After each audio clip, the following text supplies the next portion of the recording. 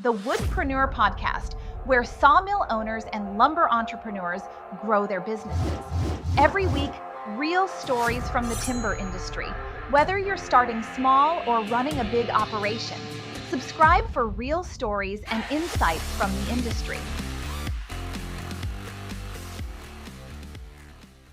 Hello, and welcome back to a new episode of the Woodpreneur Podcast. I'm your host, Jennifer Alger, and I have with me the original host, Steve. So, hi, Steve. How you doing, Jennifer? How's it going? Good. I thought we would flip the script today and kind of go back to what got us started, why I took over on the podcast, some of the collaboration that we've been working on lately, and what we're doing next. So, Cool. so Steve, you want to explain kind of again what your thoughts were with having me take over as the host of the podcast after you'd done it for so long?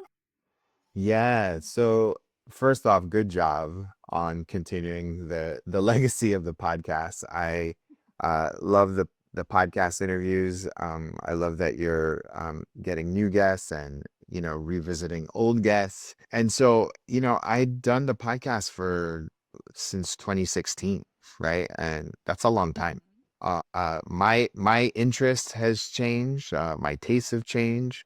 But my commitment to urban wood and sustainable building materials has not changed. In fact, it's helped me a lot more. I started going down the path of doing like design and building. So I started a new venture called Purpose Design Build, and where is possible, I'm using urban wood, sustainable building materials, and that. And we've also been working together for 9 years in various shapes or forms about how we can collaborate. And so I kind of saw it as just like, hey, we're collaborators. We've known each other for a long time. We've made money together, helped each other out. Like, okay, why don't you just take over the hosting of the podcast? Because you have a voice, you have credibility, you are a builder of this space. And so the podcast is just a great platform for you and we're still in collaboration. Like, we're I haven't left. I'm just no longer the host of the podcast. I think we're probably in more collaboration, and you haven't left the podcast world. No. You've started a new podcast. You want to talk about that a little bit? Yeah, so I started a podcast called Designers and Builders, and I am literally talking. So if you look at the value ladder, the value chain, at first it's like they're taking the raw materials and the raw product and manufacturing them and milling them, drying, and putting them into different shapes and forms. And then the next step is like putting them into home and business and commercial uses. So that's kind of what I've been working on. Like, I love that phase of the ecosystem. And I'm even more in love now with the potential of urban wood than I probably ever have been. I think this is a really great time. I do as well. And I think the two podcasts really complement each other very well.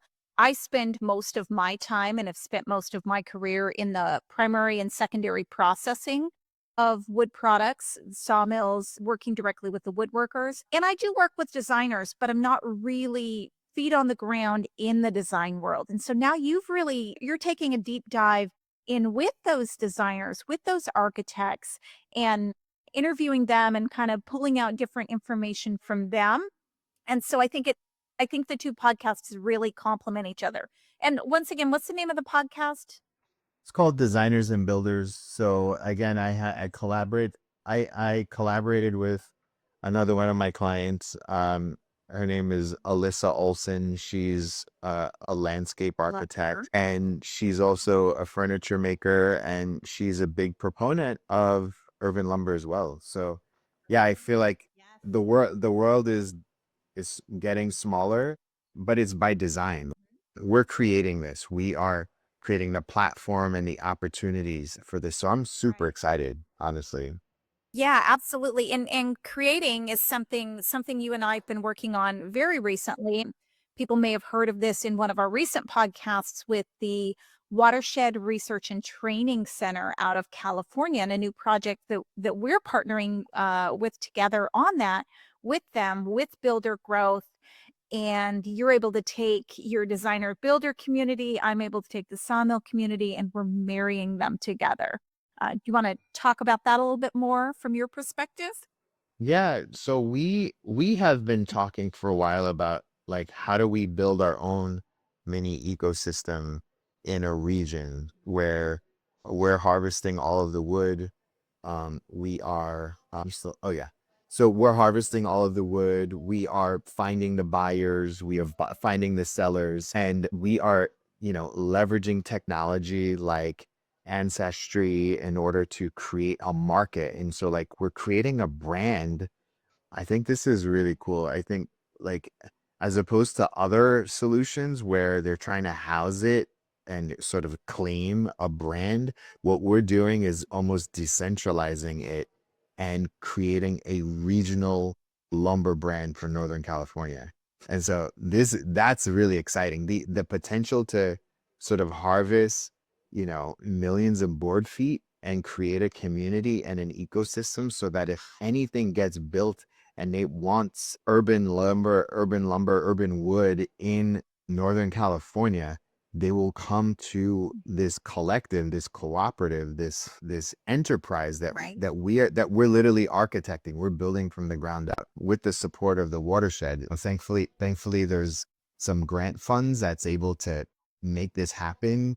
But yeah, we're this is I think it's pretty groundbreaking what's happening. It is. It is. So often, small businesses, we see them really just competing against each other, and they're struggling to brand themselves personally, to brand their business, to market, to do the selling, to manage their inventory and all these different pieces of the puzzle, the logistics for shipping, whether it's LTL or parcel or full truckload.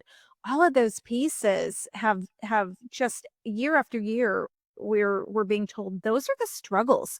That's where people are running their head up against the wall going, "Help us." And that's what we're solving for them. We're bringing all of the tools together, CRM, inventory management, sales tools, sales team, marketing, branding, and all in one. What am I missing? We're missing a piece of it. I honestly, I think the biggest piece that's missing that has, so other people have tried to do this, but they've done it in a siloed way. And so that's not the way change is going to happen. You actually need to cooperate. I mean, listen, we look at the way the world is right now, and if you look at it from this top down like corporate approach, it's not it's there's never gonna is never going to be like true collaboration.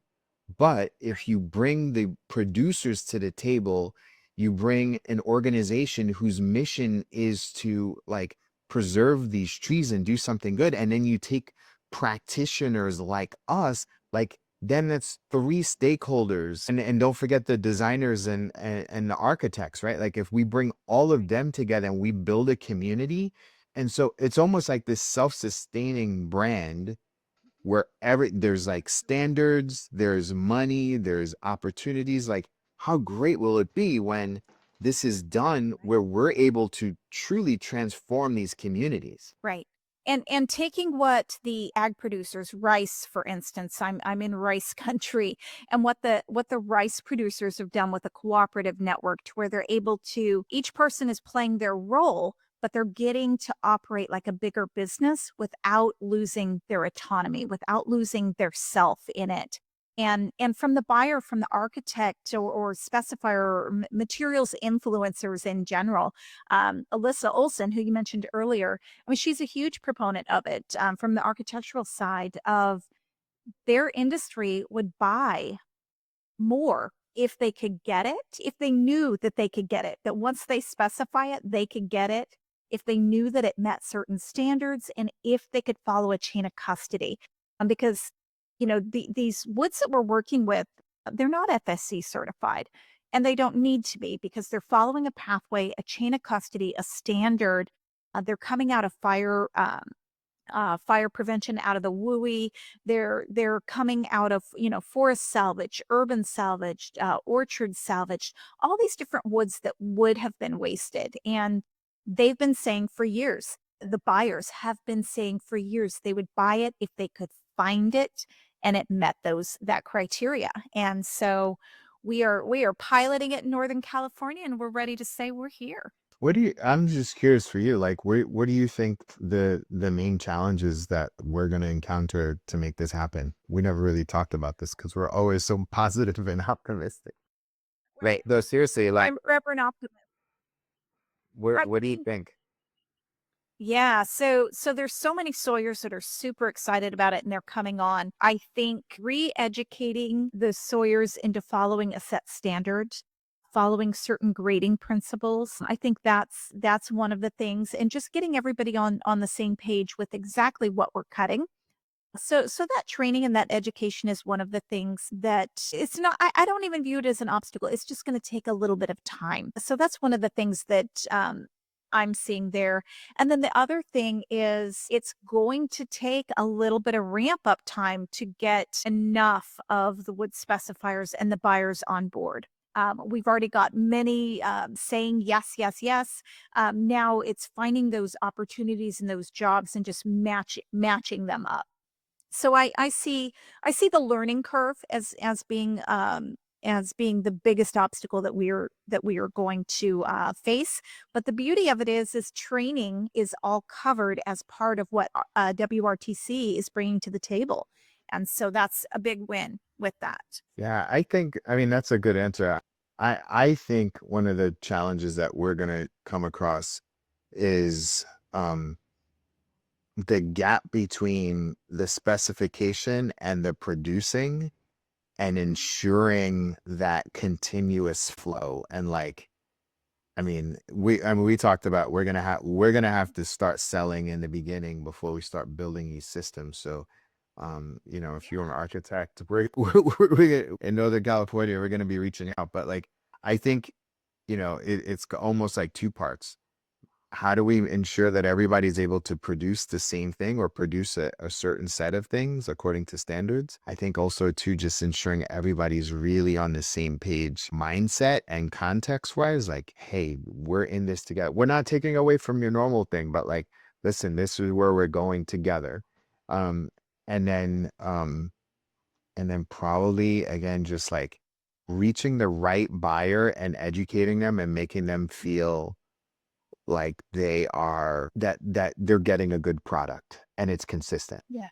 Yeah. Yeah. And you mentioned reaching the right buyer, but also one of the ways that we're going to eliminate a lot of those obstacles on the Sawyer side and the producer side is we're vetting them. Not everybody gets in. You have to agree that you're willing to. There's set of standards that we're asking that you comply to. I've been at this a long time. I'm here in Northern California myself, so I kind of know who's great and who's going to adhere to it anyways, but also providing that training and making sure we get the right people on the team. And that's how we overcome those potential obstacles and turn those into our biggest assets. So yeah, so the plan is that we are going to set up this system. So leverage ancestry, onboard all of these sawyers, come up with sets of products, and at the same time building a community of buyers and educating them, and then just start placing orders. That's literally the goal, right? Like, we don't even have a name for this yet. Like, it's just like we're just testing out this project of like essentially like a distributed sawmill lumber manufacturing network in Northern California. Is that the best way to Right. describe it? Yeah, a regional sawmill network that's providing regional local woods to local users who want to keep their footprint very small, who want to buy local. And I mean, the other thing that we talked about, architects, designers, like those guys spec out for like a year or two out on their big projects. Like, we can also produce a bunch of one buys and a bunch of boards and shiplap, or or decking for, rough cut for local contractors, right? So like that's that's another example of what we could do. Yes, Well, and I've been in contact with some local contractors around here and kind of presented the idea of, hey, we've got this sawmill network that's going to be producing these local woods. If we started an ad campaign with wall cladding, ceiling applications, built-ins, in different rooms that are made out of solid wood, and we started marketing that in your area. Would you be one of our partner contractors to do the installs on that? And then that way, we're not just relying on big buyers. We're also bringing in the other small businesses, those remodelers, builders, contractors, and then we're able to ramp up, and as we scale this, we're baby steps into it. yeah, So, no, I like that a lot. Yeah, I mean, that's the possibilities are endless, and we oh, are, they are. right now we are in they've approved it, and we're gonna get started in a couple weeks, and it's actually really exciting. It is Really, so exciting. We've been talking about collaboration over competition for years in the small Sawyer space. We're not big business. We're not the corporations. We're small businesses with small family values. We're able to cooperate together and act like big business in the good ways without all the bad that comes with big business. You know what I mean? Without all the ugly that comes from big corporations. so true. I mean, listen, the I think this is really a blueprint for what could like collective collaboration could look like, right? I have been past couple weeks, my favorite two phrases are world building and collective liberation. And so for me, I think of this as being a perfect exercise of, oh, what is the world that we want to create? We want to create a world where in Northern California, we can create a local regional lumber network that like if any and everybody knows that if you want sustainable lumber to fit your needs, you're going to get it Mhm. from this entity, right? You don't have to Yeah. go to a big enterprise. So, but Right. yeah, and then the last thing is like and then the last thing is like collective liberation, right? Like at the same time, do we reduce the dependency on external corporations, Mhm. and this collaborative is actually going to benefit a nonprofit whose work is to continue to steward the trees in Northern California. So I think I'm super excited to work with you on this and excited to get it going. Yeah, I'm excited as well. I think all of your years of branding and marketing that you've been pouring into the wood industry, whether it's urban wood, traditional wood, just the wood industry in general, the woodpreneur world, it's just going to explode. Yeah. With And the same thing with you. I mean, all of your years of advocacy, all of your years of organizing, urban salvage, reclaimed woods, urban wood network, like you've been at this for 20 plus years. And so like this is a great opportunity for the both of us and the space, right? And we're approaching it like one step at a time, collaborative, open. There's no big, VCs behind us. We're making this happen on our we own are. with the support of the Watershed. Yes, That's cool. absolutely. All right. So yeah, we'll do more episodes like this where we just kind of continue the progress, and we'll show you what we're working on and bring on different guests specifically for this. Jennifer will continue to have the regular podcast, but like I want to show you, and maybe one of you listeners will be part of future collaboratives of what we work on as well. Right. Yeah. The listeners on the architects and buyer side or on the Sawyer side, you have questions about it, you want to participate, and this is something that just gets you excited. Reach out to us. We'll get you plugged in and let you know what the next steps are. Cool. Awesome. Yeah. Thanks so much, Jennifer. I'm excited to work with you on this. Yeah, I'm excited to work with you as well. All right. Bye.